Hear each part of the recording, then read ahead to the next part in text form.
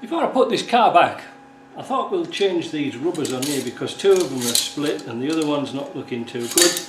So I've got a set of 4 new ones from Bearmark and I'm going to put them on. But one of the tips I'm going to tell you is that don't undo the head bolts thinking that you can take this bracket off and do them upside down easy. It's not as simple as that. You have to undo them from underneath, unfortunately, and they are a bit of a mess, and that air cleaner is going to be rattling around all over. All you need is a 10mm key. With a bit of luck they might just spin off. I've noticed also that the bolt is missing out of this bracket. There's lots of stuff missing. There's a bolt missing out of the injector pump.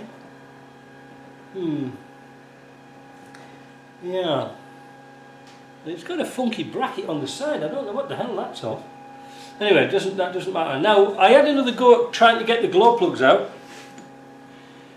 And I tapped it out even deeper and then the tube snapped again.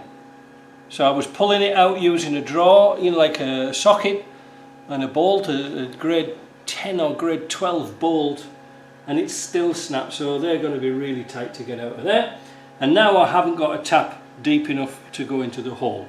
So I thought I'd just give you an update on that. So the next thing, we'll take these brackets off here, these rubbers. Replacing the rubbers is quite easy, but if you can see the bracket here, take this out, take the one nearest off the bulkhead first, then it's quite easy to get access to the front one. Don't do it the other way around, because as you can see here, these are captive nuts in here, so you can't just lift this off. It would have been better if they put nuts and bolts in, but well, they didn't. So what we're going to do is just unscrew those. There. We're going to put a little bit of thread guard on these threads, because you know what's going to happen. No doubt we'll have to take them out again at some time. And all they want is just the slightest little nip down. I just use a little pair of adjustables like this and just give them a little nip like that. That's all they want. Then we'll put them in, we'll put some thread guard under there, but remember which way they go around. They go this way around, not that way. I don't know if it makes a difference, but anyway, that's the way you should do it. So there you go, all back on and looking a lot better. They do fail, but I mean they're only cheap to replace and just a bit fiddly.